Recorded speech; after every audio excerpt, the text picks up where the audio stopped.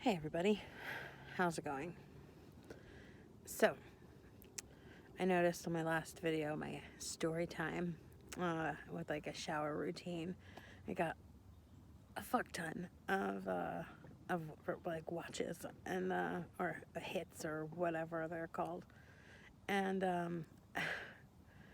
I couldn't really figure out why. And the only thing I can figure is, one, maybe some people are like, ooh, shower time routine. Or, ooh, a juicy story. And it wasn't a juicy story. Frankly, it was quite dull, in my opinion. But I thought it was an important story to tell about being able to identify your triggers and ways to work through them and ways to fix them, and so that way you're not cowering in the shower and, crying every time. This is going to be shaky. I don't have my tripod and I'm not going and getting it, so. But for that mild discomfort of having to see this shake every so often, damn it, I'm going to give you a good story. Okay. I won't go through the lead up because it's like pretty much any standard abusive relationship story build up. I'll go quickly through it. We were dating for 5 months. He was grooming for 5 months. Denying me food, denying me money, denying me friendships, family. I could only go where he wanted to go. We could only do what he wanted to do. If I did anything wrong, I was publicly humiliated. It was never physical at that point in time. And at the time when I finally realized I was in an abusive relationship, I was starving in the middle, at the end of the night, one night. So I decided I wanted hummus. That's where the hummus trigger, you may remember if you've watched my videos, came into play, because he was refusing me because I had some money on me that he had given me and I hadn't spent. And I was like, cool, I'm going to run over there. I'm going to grab some hummus and I'll meet you back at the apartment. He said, we'll just go back to the apartment. I was like, but I'm starving. I'm going to get some hummus. They're open. I have money. Well, where did you get money? So I had some left over. Like, what's the big deal? And that's when it was like grabbing my arm. We'll just go back to the apartment. And and that's when it did like light bulb in my mind. You're in an abusive relationship. You don't want to go back to his apartment. You don't want to be alone with him. What do you do? What do you do?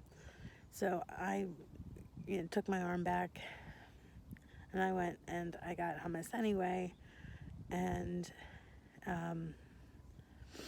I was, needless to say, very uncomfortable the night into the next day. And then the next day,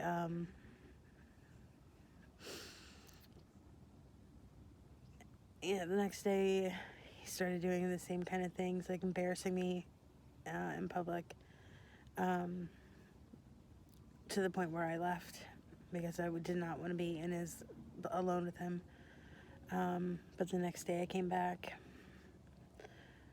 The next day we went to a concert where it was just like women being objectified, and where I was very uncomfortable. I did not want to be there.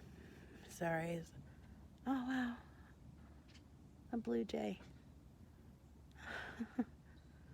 Sorry. That must mean something.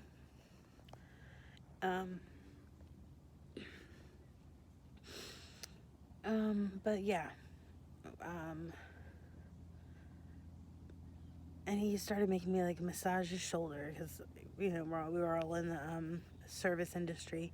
He was saying, "Oh, my shoulder hurts. You rub it," and I was like, like how long before you're gonna go to the doctor?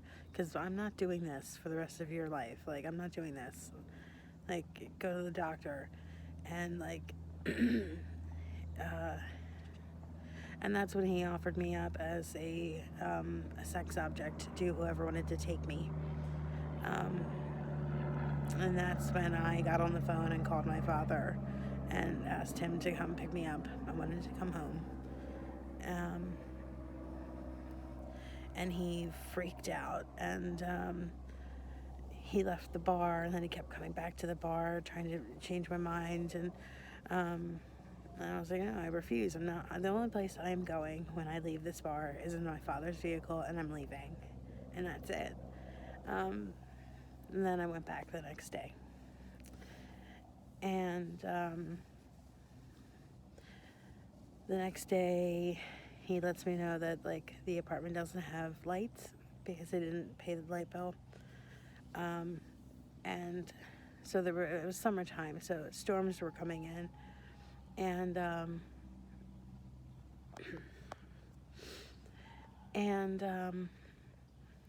Jesus, I'm sorry, I should have got the tripod.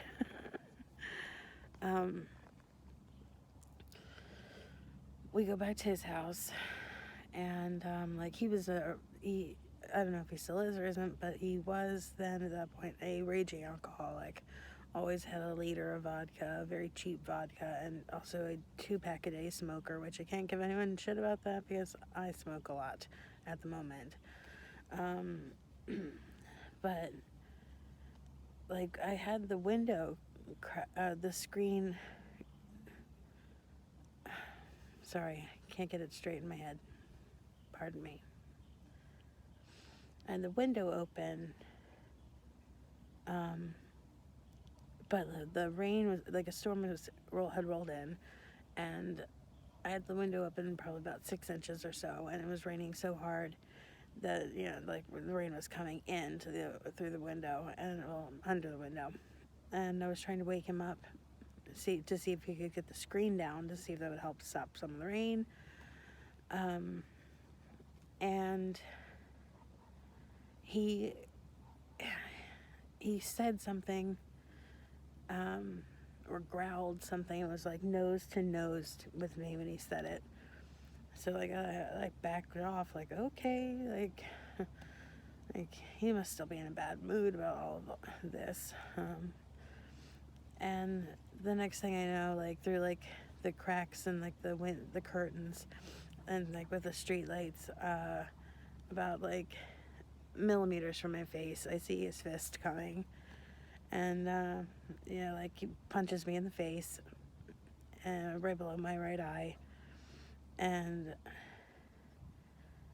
so like I sat there stunned for a second, and he got up and went to the bathroom, and like that's when I got up, and like I threw like a shirt on and some like shorts because it was blazing hot in the apartment as well because of he meant no power, not no lights. He had no electricity.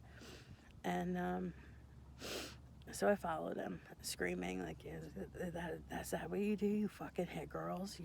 How big you are? You're a big brave man. You hit girls. And then he took the heels of his hands, like in there, both of them, and got me right here in the chest, and checked me in the chest. And that's basically what I remember, is falling backward from there. And I remember hitting the ground, and that's it. And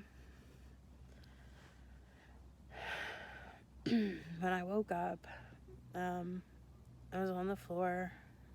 I was in a lot of pain. I was really confused. It was dark. I didn't really, I had like just little slits of light through the windows and stuff from the street lights outside, and I didn't know where I was, and I didn't know why I was on the floor and why I was hurting all over, and then it clicked, and it all made sense again what had just happened. I remembered him hitting me, and I remembered him then like hitting me in the chest, and then I got really scared, because I didn't want him to know that I was awake and that I was, alive. But I knew I needed to get out of there. But because he had isolated me so much, and like, I know I should have just not cared about my shit. I should have just not even cared about the things that were there. They were all material things. But I knew I needed to get my phone. I know I needed to get my charger.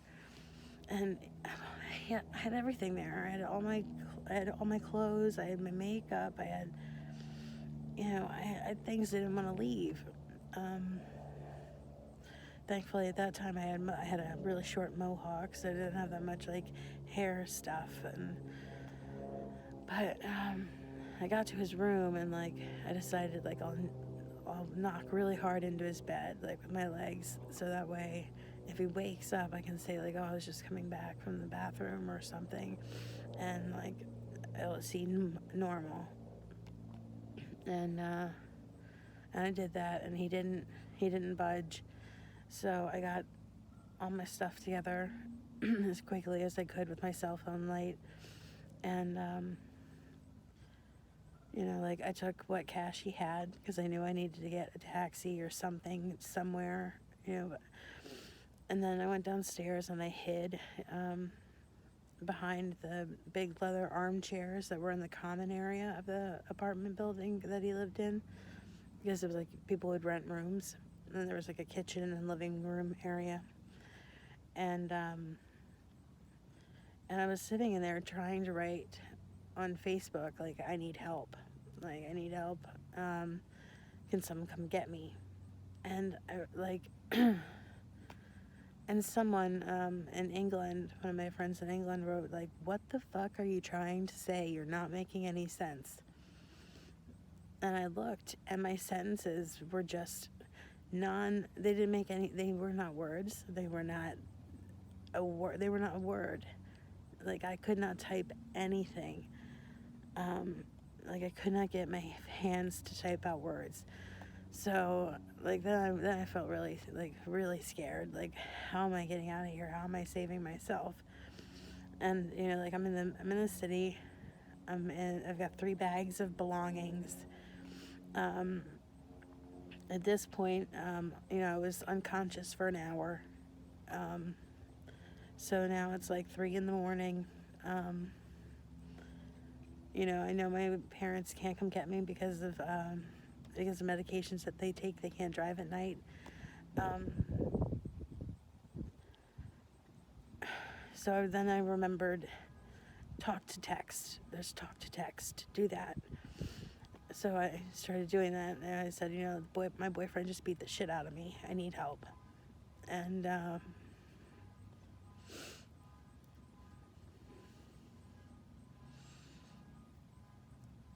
friend of mine and his friend ordered me a Lyft to their house. And I went over there. Even the Lyft driver wanted to go back to the apartment and go in and beat my abuser up. And he was the whole time, he was on the phone. My Lyft driver's on the phone saying how he wants to go beat this man up, telling the guy on the phone that his passenger has just been beaten up by her boyfriend. And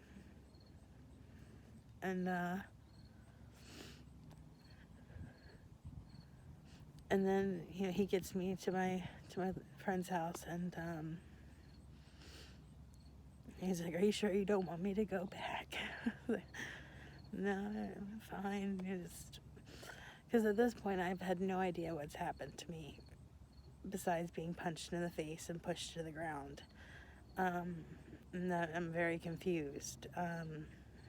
So So I go in. Oh yeah, and I did take his bottle of vodka. Because I knew I was gonna need it because I was so shaken up, and at that time I was teetering on alcoholism myself, definite alcohol abuse. So I get there with my friends, or drinking this crappy vodka. We're talking for a couple of hours, and probably around, I don't know, 5 o'clock or so, I go to sleep. And I slept for the next 15 hours. And then asked my parents to come pick me up. And it didn't click that 15 hours was the problem.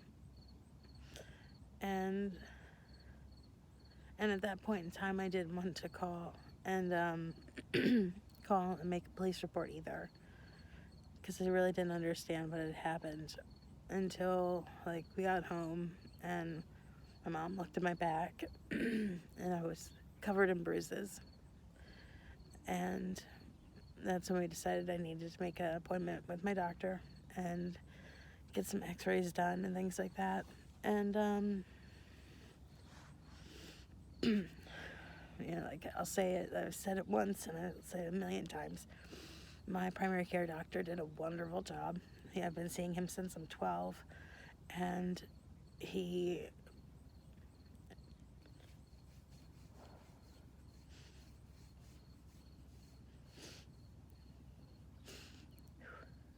excuse me.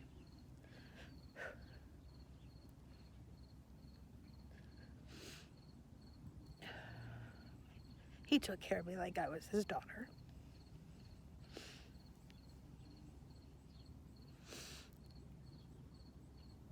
And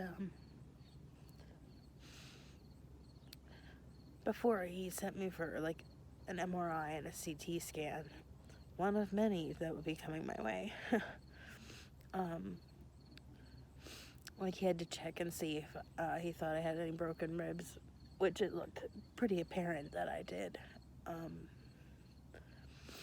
He had to check my sternum.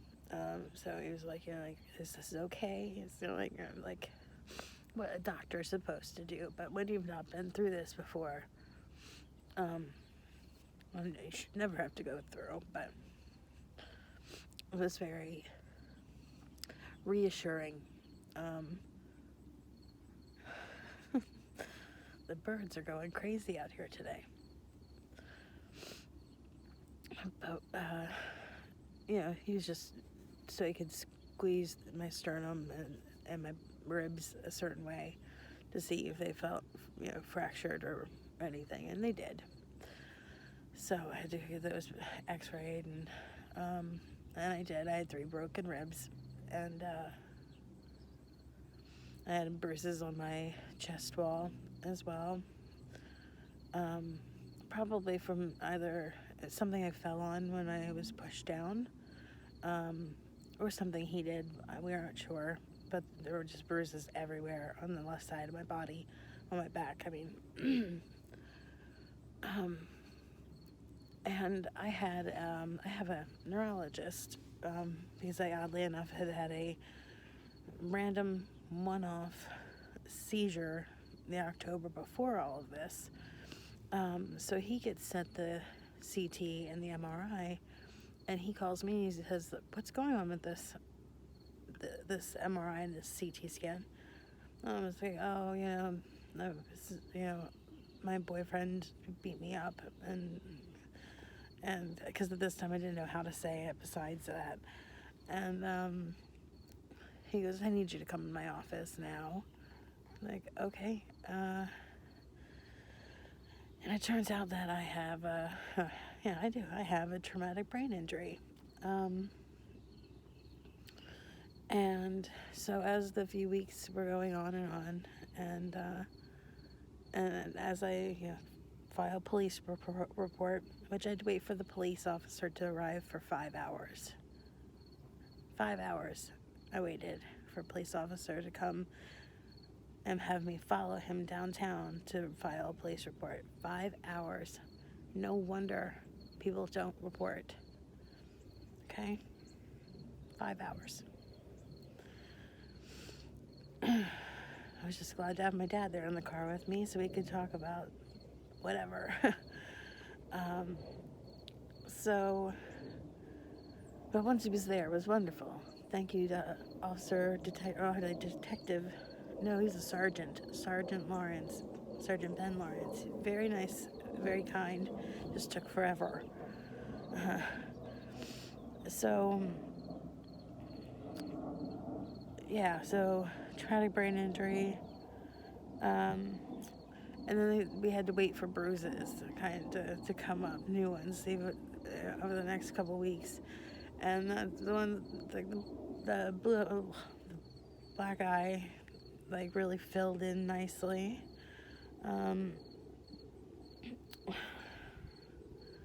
More on my back. And then the strangulation, finger marks, they all showed up. So that was really horrifying to me. With very distinct thumb marks on the carotid and the jugular. That scared me too. Because it's very distinct and pointed attempt at taking my life. Especially when the year before, the woman he was dating died mysteriously in his arms. It was horrifying when those finger marks came up. Because my doctor had already pointed out that I had neck strain and muscles, issues to my muscles in my neck, and that I had petechial hemorrhaging, which are tiny capillaries that have been busted in your eye. And we were like, okay, making note of that, but there's no other sign of strangulation, really, because that's what happens when you're being strangled violently. They usually see that, and that's how I've seen it doing forensics, is in autopsies.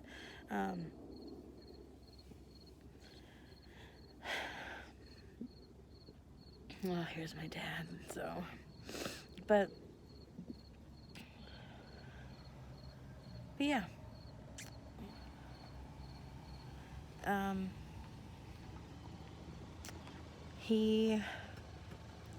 I got, after a really crazy long everything, courts, dates, trial dates, everything, he spent 89 days in jail. And that's it. He's tried contacting me since he's been off his 1-year stay-away order, and nothing was done. Even though I went and tried to get a peace order for him to stay away from me. They couldn't find him, so they had to dismiss it.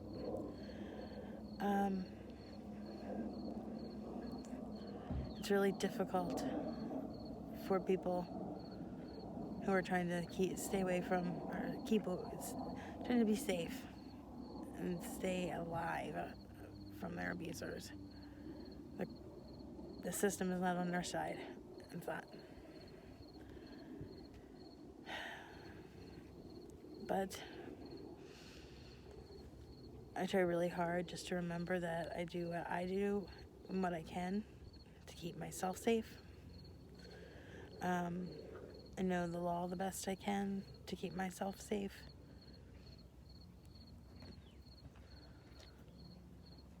Anything left in there? Yeah, water. I forgot the fucking tomato. Ah.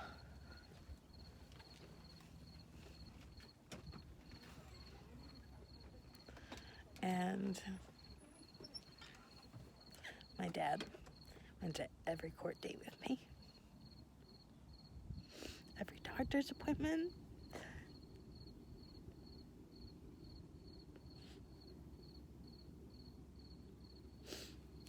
Fucking ace man right there. My mom got a good one.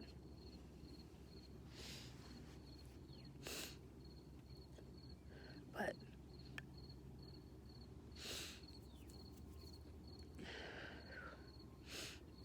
do you have to come right now? I'm gonna cry. But, and for me, every time someone asks me if they want to go beat them up or something, I always say no. No, absolutely not. Because then that keeps him in my life longer than I want him. I don't want him in my life. I don't want him near my life. I don't want to have to deal with him. He's a horrible person, and he's going to dig his own grave. And that's fine with me. I know his parole officer. I'll give him a call if I need. But beyond that, I don't want to know him. And this whole experience, everything is like, it's changed my life in a good way. It really did. I was on the highway to hell. You know, I was driving really fast to quick death. You know, like I hardly drink anymore. I don't, you know, it's just not me anymore. I don't like it.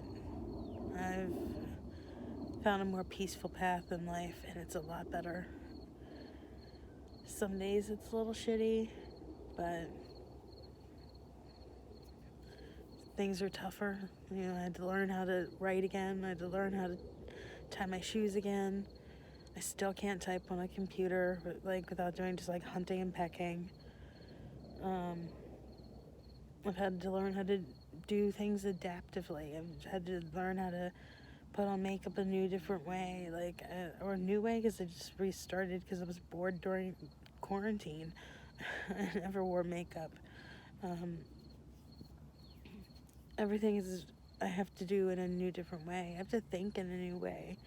My traumatic brain injury makes me stammer. It makes me forget things. It makes me have explosive rage. So I've got to learn how to not do that. And it's really hard.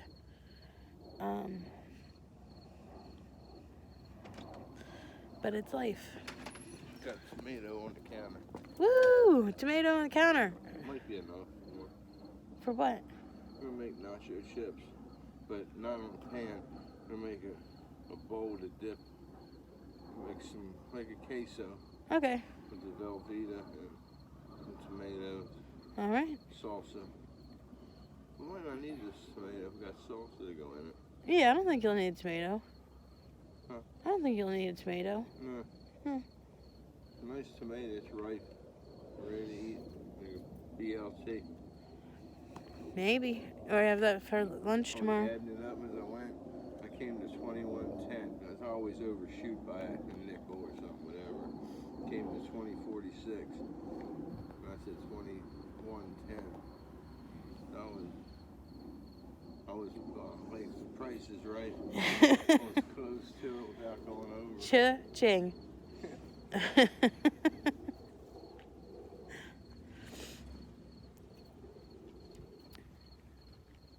Nope.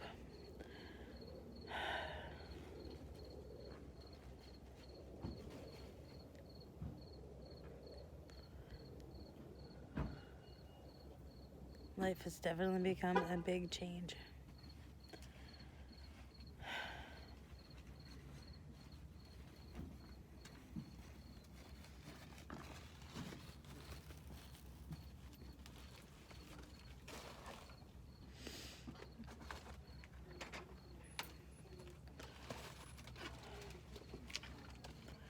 And thankfully, telling that story, I've had to tell a million times.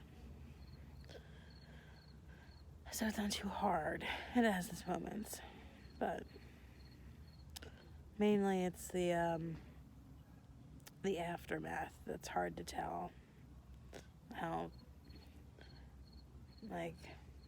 it's affected my family.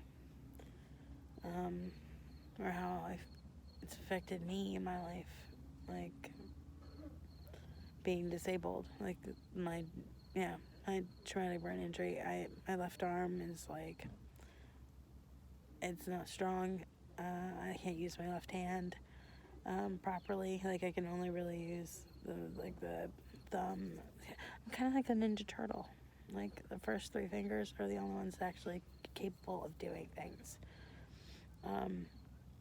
Which I guess is better than none. So, I'll take it. But it's just rough. But it's okay. It could be worse. I could have stayed. So, well, there we go. A very long but important story to tell. And, if you're in the Baltimore area, I highly recommend, if you need help, getting in touch with the House of Ruth. They're there to help, and they're amazing, and they will help you quickly and quietly.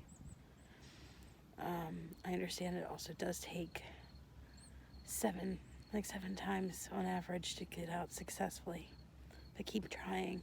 And I know it's hard. Have a get ready emergency packed bag to go, hidden, so when you have your chance, you can grab it and run. Have a plan with your friend and that understands that it's got to be quick and quiet. And friends and family understand the first 2 weeks after a woman or man leaves an abusive relationship are the most deadly. Okay? They're the most deadly for the person leaving and the children leaving.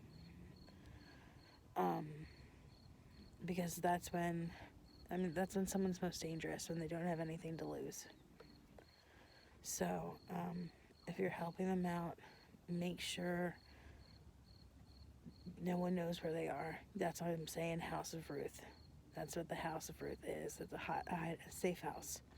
So, yeah. If you need to do, looking things up on a phone that's hidden, see if you can do it on someone else's phone, not yours, so he can't or she can't look through it. Domestic violence is one of the worst things in the world, because the people that you love are hurting you, and you don't know how to get out of it, and it's scary. And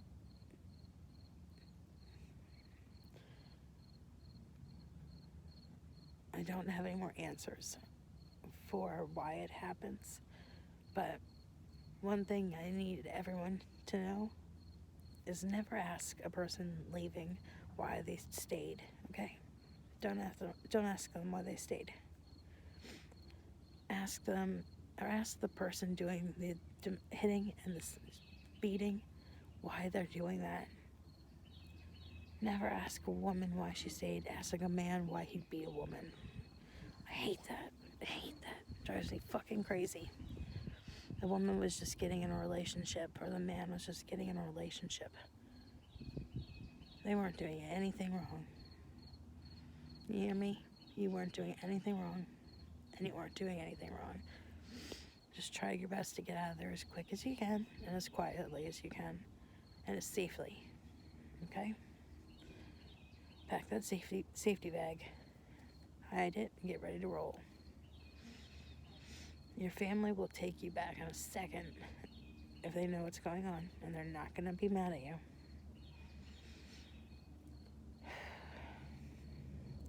I love you guys. This is a toughie, wasn't it? All right. Well, I'm going to look up what this bluebird is about. See what spiritual shit that means. It's got to mean something. All right. I love you guys. Be careful. You can do it. You can leave. You don't deserve it. You're not doing anything wrong. No one deserves to hurt anyone. Nope. No. Nope. Not me, not you. Nobody deserves it. No one has that right. No one has that right. I can't stress that enough.